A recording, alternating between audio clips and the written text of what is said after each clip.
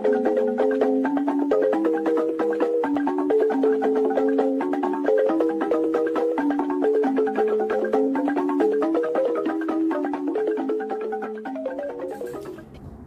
fellow Biafrans, lovers of freedom across the world, wherever you are watching this program from. I welcome you and I appreciate you for being part of this very platform. Please, if you have not subscribed on this channel, kindly subscribe, like and share the program to other platforms. Make sure you click your notification bell so that you'll be notified each time I upload a video. You will be among the first to receive it. In this platform, you know what we do. We do not preach hate speech. We do not instigate violence. The only thing we do here is to preach freedom, to encourage the Biafran people, to speak to the world and tell the world the true situation of things in Biafra land. This platform where you are watching this program is representing the Biafra Republic Government in Exile, a platform under the command of our Prime Minister, Master Simon Ekpa, on the Supreme Command of Master Nandeka. We will continue to speak the truth, nothing but the truth. If you are a lover of freedom, if you are a lover of the truth, it does not matter your tribe, your religion, your location. You are going to enjoy your stay here and we welcome you. But if you are one of those who doesn't want the truth and you don't want people to get their freedom, you will not enjoy your stay. Let us watch together and see what this brother has to say.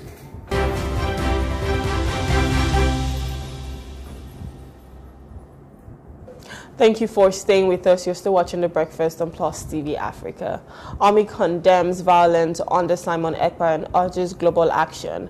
The Nigerian Army has strongly condemned the brutal treatment of innocent citizens, including a retired ex-corporal, Tirola Adewale, by the indigenous people of Biafra, IPOB, and the Biafran Liberation Army. The Army has called on international organizations such as Amnesty International and the International Criminal Court to hold Simon Ekpa and other IPOB leaders accountable for these heinous crimes. Now, joining us to discuss this is we have a guest. Also, I would just like to add that the Nigerian Army has also urged Nigerians to stand united against IPOB's terrorism. But joining us right now to discuss this is Emmanuel Ikule, is an executive director at Elixir Trust Foundation. Good morning. Thank you for joining us. Yes, good morning. Thank you for having me. All right, fantastic. Okay, so I think I would just like to start by asking, we've seen what's happening in the south, right, in the east, the southeast of Nigeria, and there's just been a lot because we're hearing of people being killed, we're hearing of sit at home, we're hearing of so many things that's going on. But I want to ask that you give us a brief overview on what's happening and how it has led up to where we are today. Okay, when you try to look at the situation in Southeast, it's more than just a one-off thing of just the current happening of maybe the IPOB group trying to hurt somebody. It's more than just that. Southeast generally have been excluded from a lot of things, from access to leadership, access to opportunities in the country at large. And this has been long since the time of independence till date, from the time of civil war till date.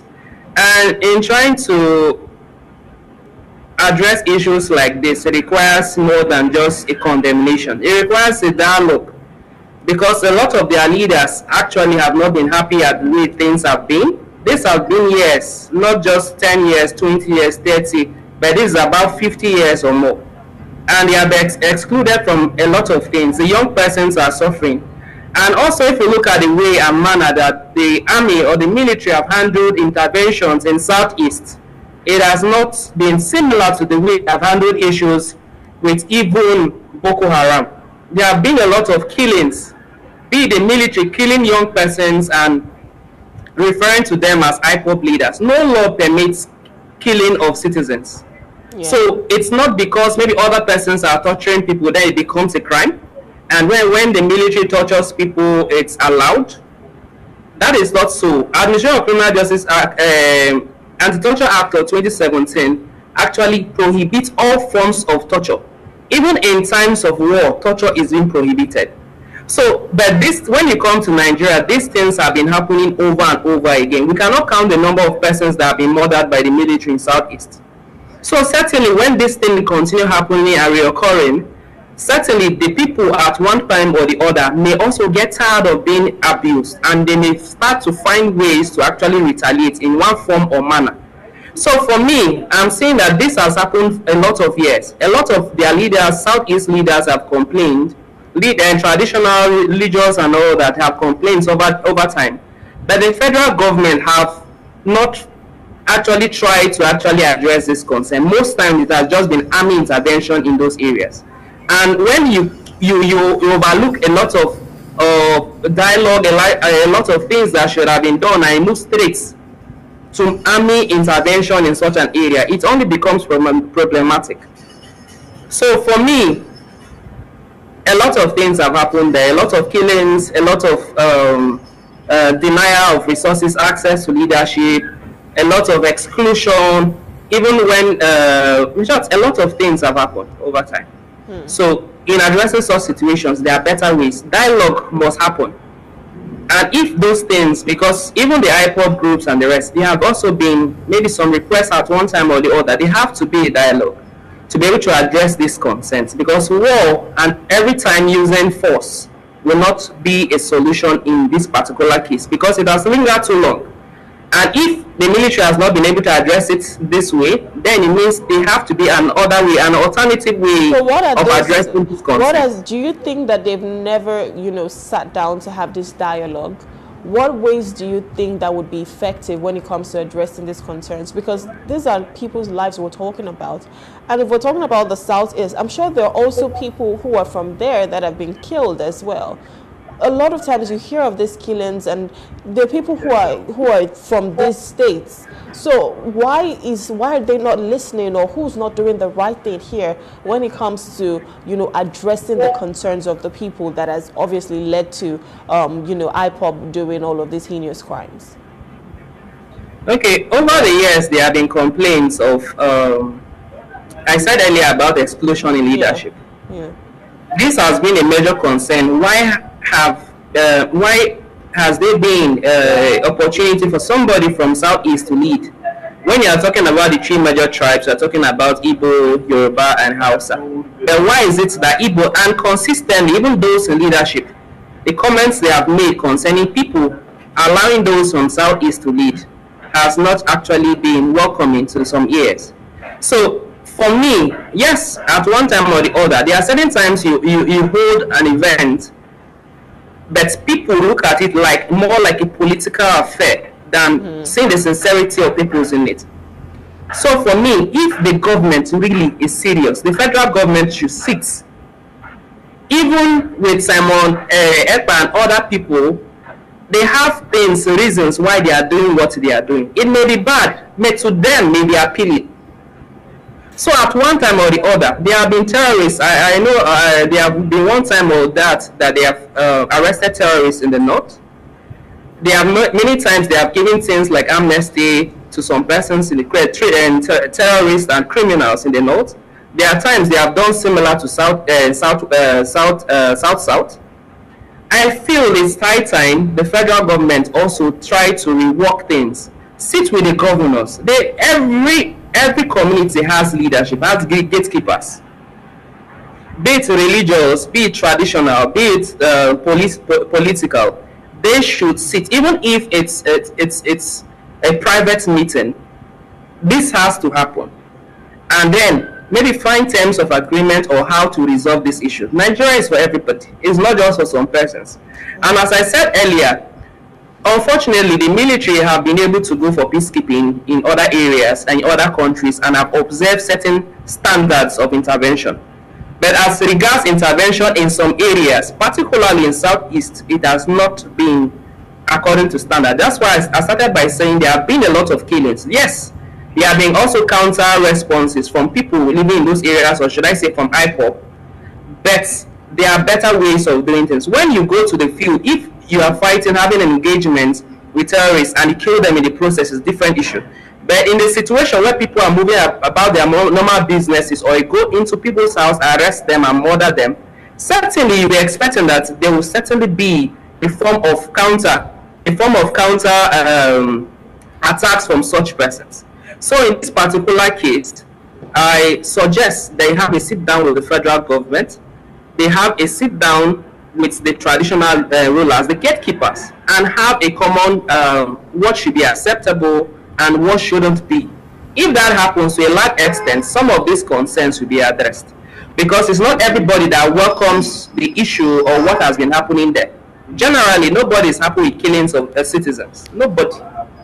So, if that step can be done, that will be able to calm nerves. At the same time, if opportunities, really like employment opportunities and all that, and if they can also be stopped the criminalization of people from Southeast, it will go a long way of saying that yes, we are being excluded from access to resources, but now because of this seat that we have opportunities now that we can aspire to whatever position we wish for in this country and we can be accepted. Then if it gets to that level, there will be no need. I believe there will be no need for IPOB again, because what they are advocating for, access to leadership, access to resources, will already be available to them. Okay, so they want the access to leadership, access to resources, equal opportunities. But should violence be the way to make your voices heard? I understand that, everybody wants a fair deal for themselves. But is that the best way to go about this? Because we're saying that, okay, maybe the military, they're not having the proper dialogue with them. But in the first case scenario, should IPOB use violence? Isn't that, threatening, using terrorism to threaten the peace of the nation? Meanwhile, of course, the government is trying to keep the peace. So, there is proper way of doing things. Right. Just like I said earlier, the government have faulted in their intervention in Southeast. Then secondly, yes, what the IPOB is doing is wrong. It shouldn't even be in the first place. But when people in a particular area are being marginalized for a long period of time, it may get to that point where they have to sort other means of defending themselves. This has happened also for other locations, be it like North Central, that consistently, if you look at, you tend to also fault the intervention of military in those areas, where maybe because of one attack, they go and burn down a whole village. The military shouldn't be doing that. They should be going for peacekeeping or trying to resolve issues in areas, especially when it's within the country. But when those interventions happen, and those people that are supposed to be like protectors have become predators, it gets to that point where you start looking at alternative means of defending yourself. Because you reach out to the police are saying the military, it's government permission. Government has permitted intervention in such areas. You reach out to the military, they are the ones carrying out intervention of killing or carrying out torturing people in the Southeast. So when you try to look at the security agencies that you should be reporting to in cases of when your rights are being abused, when the failure of the government to carry out interventions, when it has failed, and then you are reaching out to those that should be protecting you, they are the ones that are predators in this case.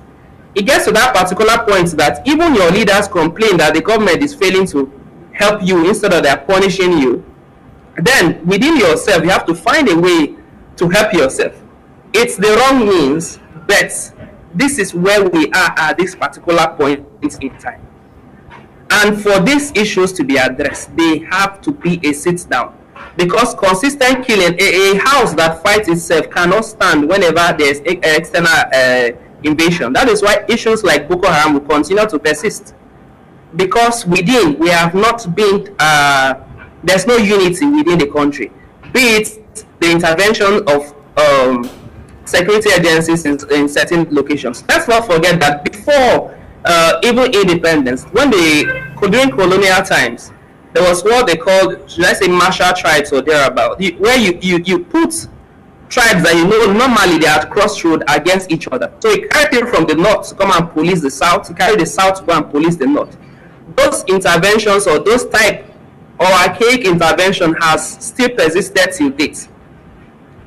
And if you are thinking about unity and thinking about saving lives, then they have to be a sit down, especially when you want to seek peace. And when the people you are coming to them in the aim of intervention see sincerity of peoples from your intervention, they will be forced to work with you. But people are even scared that even if they give intel to you of such interventions, you go back and still point them out, and they'll still become suspect in cases like this. Interventions like this have also happened in Yobe, where citizens came out to report to the police and military that there are certain persons that are involved in Boko Haram and the rest, and still the same persons were arrested and freed the same days, and they went back and murdered their fellow relatives because they reported them. Just some weeks back, there were still bodies being still carried and towed, about 100 in vehicles in Yobe, because of what? So these are similar situations. Right. If we really want to be sincere, then we have to disassociate ourselves, first of all, from criminals, I mean security agencies.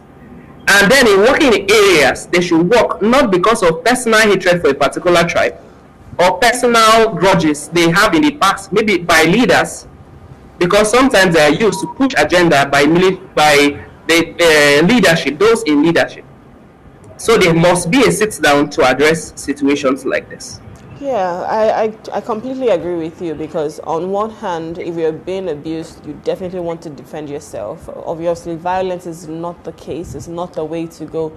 But we just hope that the military, all of our security agencies, they're ensuring that these people are safe. You know, the safety of the citizen is imperative for everyone, and we hope that, you know, even people who are in government are giving the equal opportunities to these people so that they don't feel marginalized and they don't now, you know, take hands or take action when it comes to terrorism and criminality, because at the end of the day, all we just want is a very peaceful Nigeria, and hopefully we'll get that. We're seeing what's happening in the north, we're seeing what's happening in the southeast now. There's just a lot going on, but hopefully we'll become one Nigeria again and everybody would live together happy for a long time. All right, Emmanuel, I want to say thank you so much for coming. It was so nice discussing this with you. Thank you. Yes, that is what we are praying for, and hopefully we'll get there. Amen. Amen to that. Thank you so much. All right, we're speaking with Emmanuel Ikule. He's the Executive Director, Alicia Trust Foundation. And we've just been talking about the violence in the Southeast, and the Army, you know, obviously has condemned that violence. This is where we have to wrap it up on the show today. Thank you so much for having a breakfast with me, and happy Eid el-Maulud to all of our Muslim brothers and sisters once again. I'll see you again tomorrow. My name is Rume Paulson. Have an amazing day.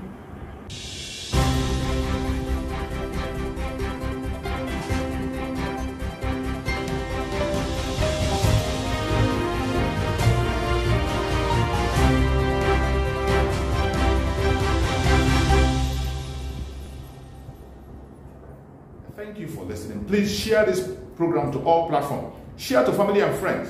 Reach out to anybody you can reach out to, so that we can be able to fight this battle to a winning. I appreciate you. Thank you for being part of the program, and stay blessed. Biafra government, peace, progress, unity and equity. We move airborne.